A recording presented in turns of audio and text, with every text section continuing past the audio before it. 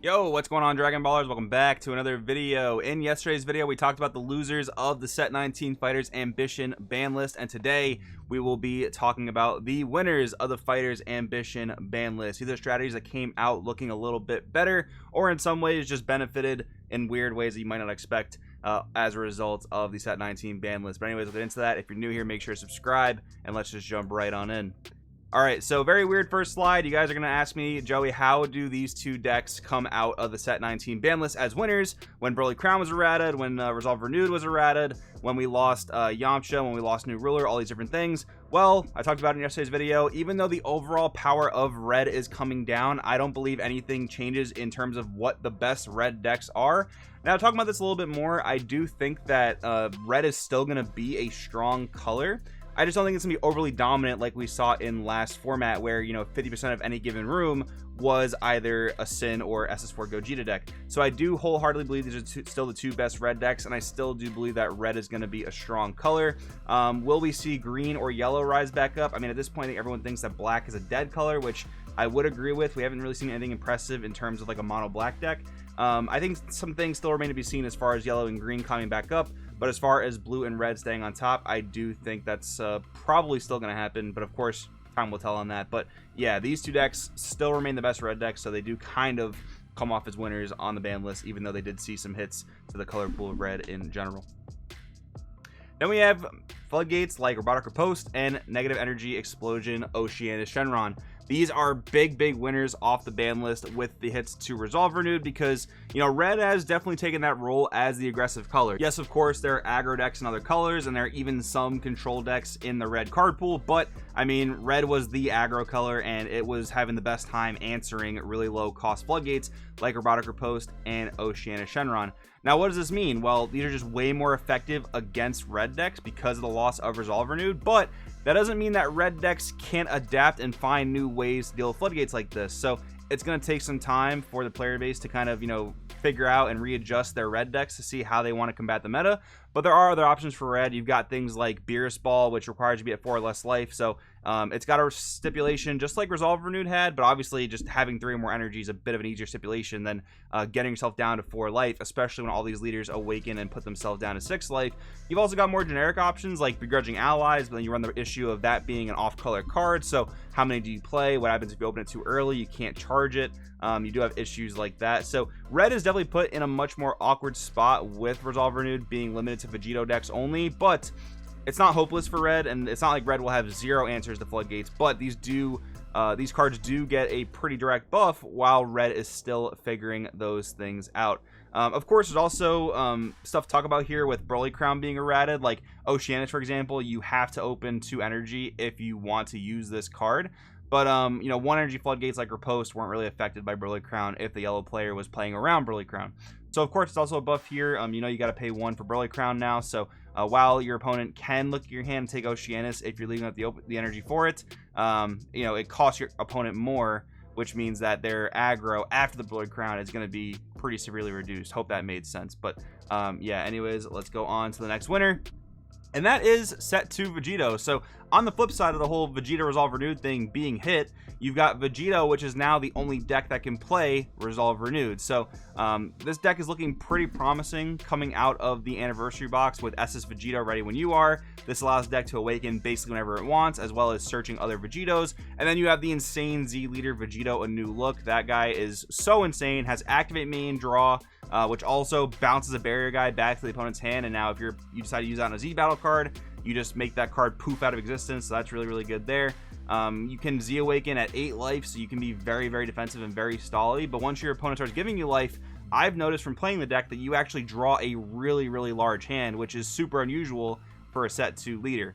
Now, all that compiled with the fact that you're actually spamming Vegitos for relatively cheap. I mean, anywhere from like 1 to 3 energy gets you a variety of different like boss monster, really hard to deal with type Vegitos. And now you're the only red deck in the game that has the quote-unquote best answer to floodgates, which is Vegeta Resolve Renewed. So I think Vegito does come off this ban list quite a big winner. I'm definitely looking forward to testing it more as we go into national season. And then we have Gamma and SS3 Reboot coming off as huge winners because of the Broly Crown errata. Like I was talking about with the Oceania stuff, yes, your opponent can still Broly Crown you, but you know for a fact now they have to pay 1 for that Broly Crown, which even though it's just 1 versus 0, like it's a huge difference in terms of gameplay, because when your opponent pays 1 for that Broly Crown, that is 1 less energy they get to use to play a threat. And we all know how much free play has been eliminated from the game, especially with New Ruler getting hit, Yamcha being limited to 1, and all the previous hits to free play they've done throughout the game. So yeah, when your opponent pays 1 for that Broly Crown, there are just way less threatening stuff they can do to you now, which is, you know, I guess a good balance thing overall. But yeah, these two leaders that untap 3 essentially every single turn are coming off as huge winners of the ban list. And of course, last format we saw the dichotomy of, you know, blue doing pretty well against red, but red being an overall dominating force in the meta. Maybe this ban list does things to kind of bring that into a more even state where it's like red versus blue. Again, we got to see if like yellow and green had the opportunity to kind of rise up in the ranks, but that might be a educated guess as to where the format goes as a result of this ban list. And then we have the hit to Yamcha, which is just a really nice thing for decks like King Piccolo. And what King Piccolo really represents here are decks that just like spam 15k battle cards that Yamcha would just absolutely eviscerate. Like if red is super good in the meta and you have a deck like King Piccolo or a deck like Green Ginyu or anything else that just spams 15ks, Yamcha kind of single-handedly made those decks unplayable. Now Yamcha is such a weird card because it's the free play counterplay attached to red, whereas all the other ones like Charismatic Villain, God Sealing, Prideful Transformation, those all generally hit one big card your opponent invests in, and Yamcha can hit multiple cards. But that's kind of a good and a bad thing for Yamcha, because in some formats Yamcha is completely unplayable and just doesn't hit anything relevant in the meta. But then you have other formats where Yamcha is just absurdly OP. Like I think back to Mecha Frieza format, Mecha Frieza reboot format, I should specify, where you know, opponents were using lots of copies of Unite Assemble to spam battle cards, and then whenever there's a counter 2 window opportunity, Yamcha's actually a lot better. So if you were playing red KP at that time, Yamcha was really good. In the current format, Yamcha's not all that great. It doesn't really do much against SS4 Gogeta. It's okay against Sin because they are playing Ice and Nova Shenron for 1 energy. Yamcha can hit those, albeit you're probably only hitting 1 battle card when you use Yamcha there if your Sin opponent doesn't mess up. But yeah, it does make these certain other strategies like King Piccolo unplayable. Let's just be honest though, like if we're looking at the game in a competitive scope, is a deck like KP or a deck like Green Ginyu ever going to actually be good when you have decks like Sin and decks like Gogeta that, you know, kind of chokehold that aggro part of the format?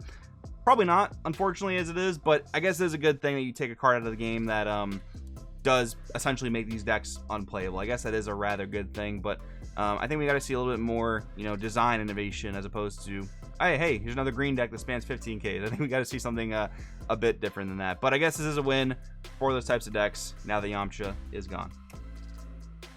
And then wrapping it up here, we have the hit to Violent Rays, which honestly makes a lot of things come off as a winner of this ban list, because red was the most aggressive color in the format, but it also had one of the best turn stoppers in the game in the form of Violent Rays. The Violent Rays errata says that now instead of floodgating your opponent out of attacking with 20k or higher, they are now floodgated out of attacking with anything 30k or higher. And then of course you still have to choose between battle cards and unisons. Honestly, I don't know if the rest of the time if the Violent Rays effect to choose unisons is ever going to be a thing, because I don't even know of a unison that can actually feasibly reach 30k power. Like there was SS2 Gohan, which in a yellow deck, if you resolve the -3, and then if you're playing blue yellow, resolve the Senzu Bean, that would make this guy 30k, and that was actually a very strong play because we all know that Bean is really good offensively with dual attackers and triple attackers before its errata. That would have been an okay case for Violent Rays here, but Bean has been nerfed to now only being defensively usable. So I don't know if there's a unison in the game that Violent Rays actually stops, or if there ever will be. I mean, hey, if they ever make a 2-cost like 30k unison, that thing might hit pretty hard. But as far as Violent Rays goes, like, yeah, decks that want to use SS2 Gohan Z Fighter are going to be a lot stronger, especially against red, because the thing about red is, like, you've got to survive against a lot of their onslaught, but if you can make it back to your next turn with a Gohan unison or other threats that can swing back at them, they're so much more vulnerable now that they don't have a card like Violent Rays. You still got to watch out for things like Imposing Presence, you know, testing the op, stuff like that. But Violent Rays was such a turn stopper against so many decks that it's just one less thing to worry about. There are still other strategies that are definitely a winner as a result of Violent Rays, but they're just honestly way too many to name. So if you guys have a strategy that comes off as a winner, maybe does better against red now than it did before, drop it down in the comments. What deck are you playing that you know, comes off as a winner now that Violent Rays has been severely errated. One more thing I should mention, red mirrors are going to be a lot more toxic now that you don't have Violent Rays. Well, I guess toxic for the defender and less so for the attacker. Like, thinking about SS4 Gogeta versus Sin, I mean, like, several Violent Rays in a row can kind of just make Sin, like, unplayable. But now that Gogeta doesn't have that, the Sin matchup might actually be a lot harder. That's something I'll have to test out going forward for sure. But yeah, big deal that Violent Rays has been lost for the color red. But anyways, guys, as always, I want in the comments below, what do you think about this video? What are you playing as a result of the ban list? What decks do you think become stronger as a result? Thanks for watching, and I'll see you guys in the next one.